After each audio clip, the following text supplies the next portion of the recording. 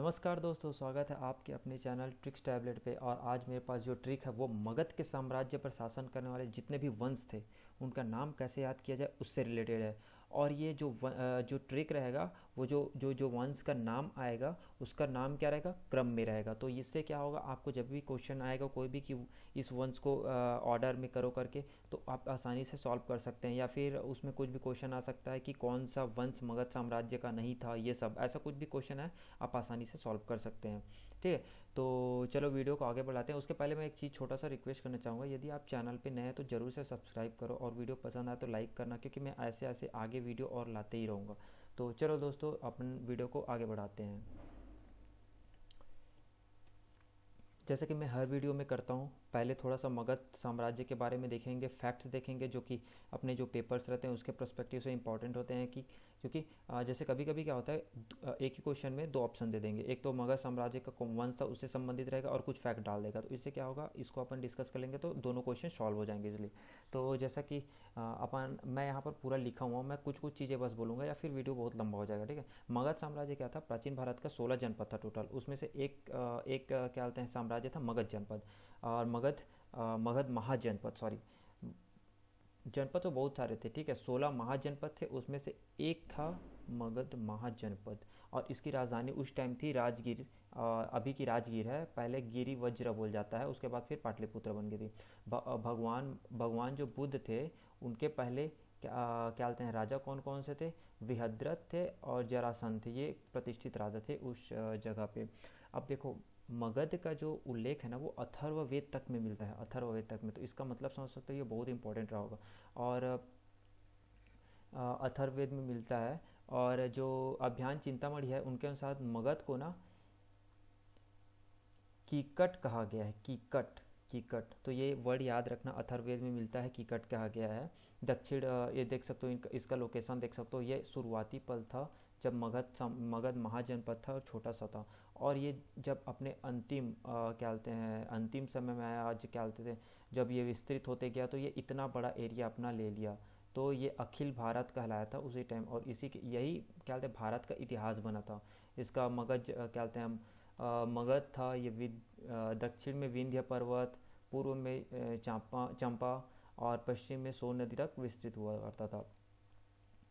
इसमें बहुत सारे महत्वपूर्ण राजा हुए, उनका नाम अब देखते जाना अभी अभी आगे। तो चलो अपन ट्रिक्स पे आगे बढ़ते हैं। अपना ट्रिक क्या है, अब इसमें कुछ कुछ और फैक्ट्स हैं, ये सब चीज़ आप पढ़ लेना खुद से, अदरवाइज वीडियो बहुत लंबा हो जाएगा। तो ट्रिक क्या है, मगध के साम्राज्य पर शासन करने वाले वंशों का मेरी हसीन मासूका 7 साल की है। अब इसको आप याद रखना, मेरी हसीन मासूका 7 साल की है। और इसमें जो वंश रहेंगे उनका नाम कहाँ से आएगा, हसीन मासूका 7, इसी में वो वंश रहेगा, उसका पूरा नाम अपने को मिल जाएगा, हसीन मासूका 7। तो अब इसको याद रखना था तो एक तो सेंटेंस बनाना था, तो इसलिए मेरी हसीन मासूका 7 साल की है। आप इसको ऐसे याद रखना। अब चलो हम इसको डिकोड करते हैं। तो सबसे पहले आएगा ह वर्ड। ह वर्ड में कौन सा वंश है, हर्यक वंश। हर्यक वंश जिसके संस्थापक कौन थे, बिंबिसार थे। और यही क्या बोलते हैं वास्तव में जो मगध साम्राज्य का संस्थापक या राजा माना जाता है। अब इसकी स्थापना, अगर मैं ये सब नहीं बोलते जाऊँगा, स्थापना ये देखो 544 ईसा पूर्व पहले हुआ था। आप ये स्थापना का टाइम आप खुद से देख लेना वीडियो को पॉज करके।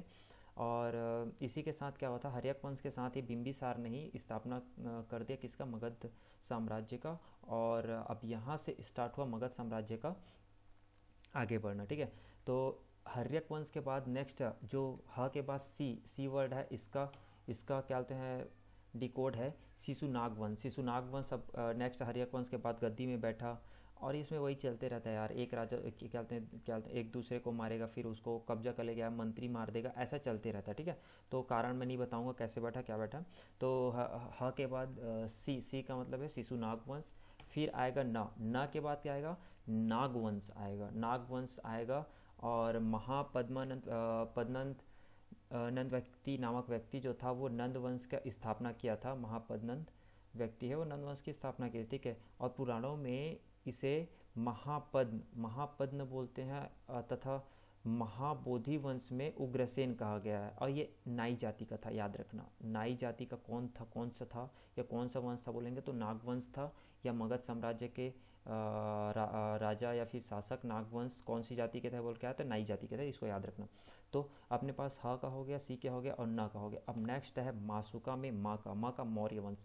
ये सबसे इम्पोर्टेंट है, इसमें बहुत कुछ चीज़ पढ़ना रहता है, लेकिन मैं थोड़ा सा बताना चाहूँगा कि चंद्रगुप्त मौर्य था, मैंने स्टार्टिंग किया था अपने गुरु चाणक्य, जानते हुए उनका नाम, उसकी सहायता से जो धनानंद था उसका हत्या करके मौर्य वंश की स्थापना करी थी। अब इसमें कौन कौन सा राजा है, बिंदुसार आया, अशोक आया, अशोक सबसे महत्वपूर्ण था, और अशोक और बौद्ध धर्म, इससे रिलेटेड बहुत क्वेश्चंस आते हैं, आप उसका क्या बोलते हैं पूरा डिटेल से पढ़ लीजिएगा।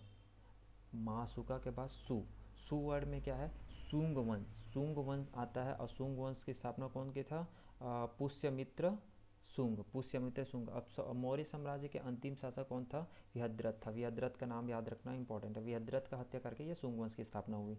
अब का वर्ड का है कांडो कांडो कांडोवंश कांडोवंश कांडोवंश में अब कैसे इसका स्थापना हुई, जो सुंग वंश का शासक था ना देवभूति, उसका मंत्री था वसुदेव। अब उसका क्या किया, ये हत्या कर दिया, मर्डर कर लिया और सत्ता अपने नाम कर लिया, और इस प्रकार से क्या बन गया, कांडव वंश की स्थापना हो गई।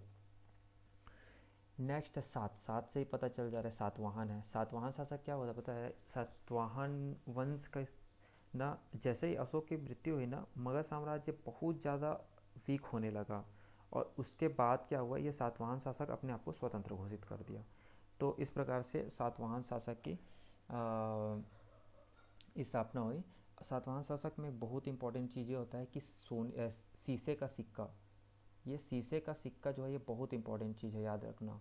सातवाहन शासक में पहली बार चला था, और शीशे का सिक्का बनाने के लिए शीशा कहाँ से जाता था, रोम से आता था। तो ये चीज़ याद रखना कि सातवाहन शासक में शीशे का सिक्का पहली बार चला था। क्या बोलते हैं, कोई भी वंश में या फिर कोई भी जगह शीशे का सिक्का चलाने वाला पहला था सातवाहन शासक, और सातवाहन वंश सोने का सिक्का आता था रोम से। तो ये है पूरा वंश, टोटल 7 है जो मगध पर राज किया, और इसका नाम आप इजीली याद कर सकते हो, मेरी हसीन मासूका 7 साल की है, इसको याद करके। इसमें है हर्यक वंश, सी से शिशुनाग वंश, न से नागवंश, माँ से मौर्य वंश, सु से सुंग वंश, का से कांडवंश, सात से सातवाहन वंश। तो इस तरह से आप इसको याद रख सकते हैं, और ये वीडियो ज़रूर आपको पसंद आई होगी, मेरे ख्याल से आशा करूँगा आपको पसंद आई होगी, और पसंद आई होगी तो मेरे इस चैनल ट्रिक्स टैबलेट को सब्सक्राइब करना, बेल आइकन को प्रेस करना, और वीडियो को ज़रूर से लाइक करना। और ऐसे वीडियो को जो बहुत महत्वपूर्ण है मैं आगे और भी डालते रहूँगा।